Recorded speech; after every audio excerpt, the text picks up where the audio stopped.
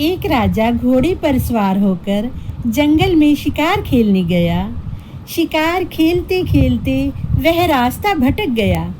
वह भटकता भटकता एक गुफा के पास पहुंचा और सोचने लगा, कितना बड़ा जंगल है, राजमहल वापस जाने का तो कोई रास्ता ही नहीं मिल रहा है। वहां आम का एक पेड़ था, उस पर एक तोता बैठा था। राजा को देखते ही वह जोर जोर से चिल्लाने लगा, लूटो मारो काटो पीटो, लूटो मारो काटो पीटो। राजा चारों तरफ देखता है और फिर वह पेड़ की तरफ देखकर बोला, अरे यह तो इस पेड़ पर बैठा तोता बोल रहा है। कितनी भयानक आवाज है और कितनी बुरी बातें बोल रहा है। यहाँ पर रुकना ठीक नहीं होगा। यह सोचकर राजा आगे चल दिया। तोता थोड़ी दूर तक राजा का पीछा करता रहा और बार बार कहता रहा, लूटो मारो काटो पीटो। राजा की समझ में कुछ नहीं आया और राजा ने अपना घोड़ा दौड़ाया और आगे बढ़ गया। वह चलते चलते एक झोंपड़ी के पास पहुंचा। झोंपड़ी के चारों तरफ पेड़ थे।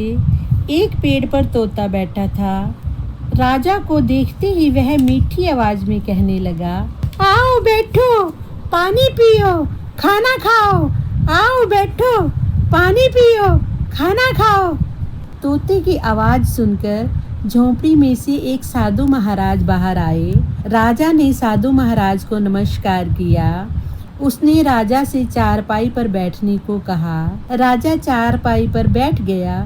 उसे सोच में पड़ा देखकर साधु महाराज ने कहा, आप क्या सोच रहे हैं राजन? महाराज, मैंने आज 2 तोते देखे। दोनों अलग अलग बोली बोलते हैं। थोड़ी दूर पर एक तोता मिला था। मुझे देखते ही कहने लगा, लूटो मारो काटो पीटो। साधु महाराज, मेरी समझ में कुछ नहीं आया। उसकी आवाज भी बहुत भयानक थी और वह बहुत बुरी बातें बोल रहा था। अब एक तोता यहाँ मिला। मुझे देखते ही बोला, आओ बैठो पानी पियो खाना खाओ। मैं यह भेद नहीं समझ पाया। यह तोता कितना प्यारा और मीठा बोलता है। राजा की बात सुनकर साधु महाराज मुस्कुराए। वह बोले, यह सब संगति का असर है राजन। दोनों की माँ एक है। पहले दोनों मेरे ही पास रहते थे। एक तोते को डाकू ले गए थे, वह उनके पास रहता है और उनकी बोली बोलता है, और एक तोता मेरे पास रहता है, वह मेरी बोली बोलता है। यह सुनकर राजा बोला, अच्छा, मैं आज समझा। अच्छी संगति का फल अच्छा होता है और बुरी संगति का फल बुरा होता है।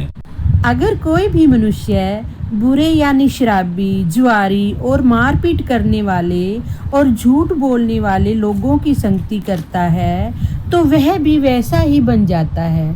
लेकिन अगर कोई सच बोलने वाले, मेहनती और अच्छे गुणों वाले लोगों की संगति करता है तो वह भी सद्गुणों वाला अच्छा मनुष्य बन जाता है। फिर साधु महाराज ने राजा को भोजन कराया।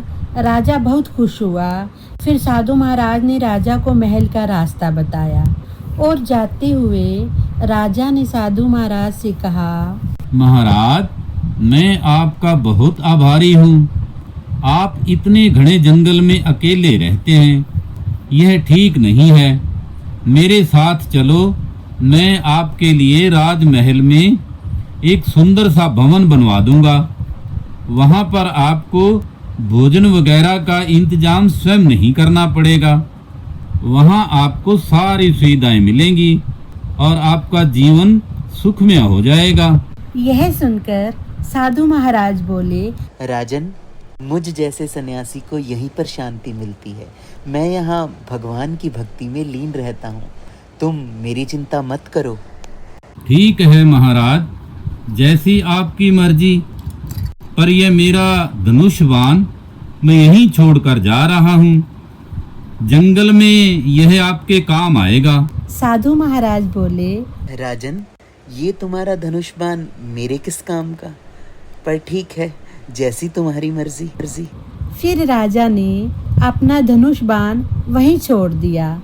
फिर राजा वहां से विदा लेकर घोड़े पर सवार होकर राजमहल पहुंच गया। कुछ दिन राजा का धनुष वहीं पर पड़ा रहा। फिर एक दिन साधु महाराज ने सोचा, मैं आज धनुष बाण से फल तोड़कर देखता हूँ। साधु महाराज ने धनुष एक पेड़ पर लटक रहे आम पर चलाया।